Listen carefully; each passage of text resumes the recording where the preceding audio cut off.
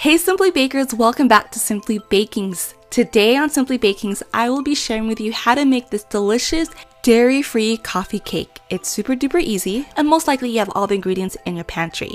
And to complement this recipe, I have Purple Carrot sponsoring this video. It's 100% plant-based meal delivery service right to your door. But more about that later. Let's get started with the recipe. So first, we're going to make the crumb topping. So in a large bowl, you're going to add the all-purpose flour,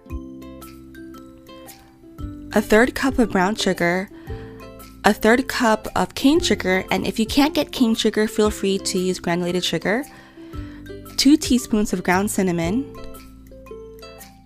a 1/4 teaspoon of salt, and please don't ask me why I tapped the salt into the bowl, I have no idea why, and 1/2 cup of vegan butter. So then you're going to grab your spoon and you're going to mix it until it is well combined. Now there are several ways to do this.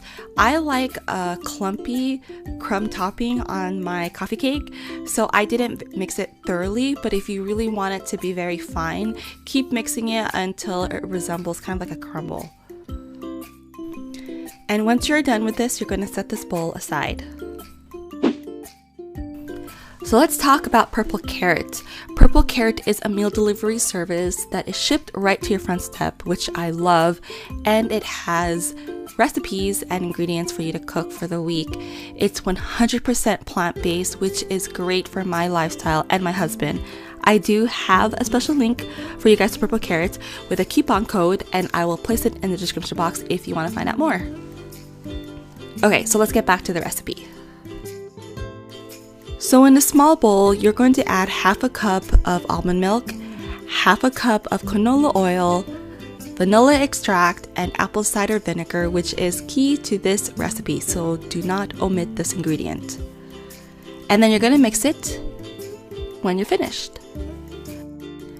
So we're going to continue making the cake batter, and in another bowl, you're going to add the all-purpose flour, 1/2 cup of cane sugar, and cane sugar is healthier. It's definitely vegan, especially if you get the organic version.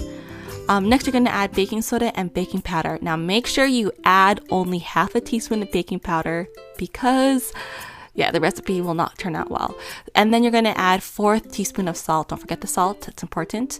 Now, take the wet ingredients and you're going to add it to the dry ingredients. And then you're just going to mix it until just combined. Do not overmix. That's important too. Okay, story time. So the first time I made this recipe, I accidentally added too much baking soda. Bad idea. It had a bitter aftertaste, like anytime you accidentally add too much of baking soda. So don't do that. Make sure you add the right amount. Okay, so let's get back to the recipe. So next you're going to add the batter into the 8x8 inch pan. I like to make things easier for me, so I add parchment paper. I have a ton. I always buy in stock whenever it's on sale. Then you're just going to even it out and then add the crumb topping. I just sprinkled it on top at first and I realized I'm just going to use my hands or my fingers. So go ahead and sprinkle it on top, and then you're going to bake it in the oven at 325 degrees Fahrenheit for about 35 to 40 minutes. So I love the smell of coffee cake. When it was baking in the oven, I couldn't wait to eat it. But you're gonna have to wait for at least 15 minutes to let it cool completely because you want everything to set. And a shout out to these people who voted to make a fall-inspired recipe. This is great to eat while you're drinking hot chocolate or hot cider on a cold day. Let me know in the comments what your favorite fall dessert is, and maybe on my next video, I will feature one of your recipes. Thanks guys for watching. Don't forget to subscribe, and I will see you on Thursday on my next upload. Bye guys!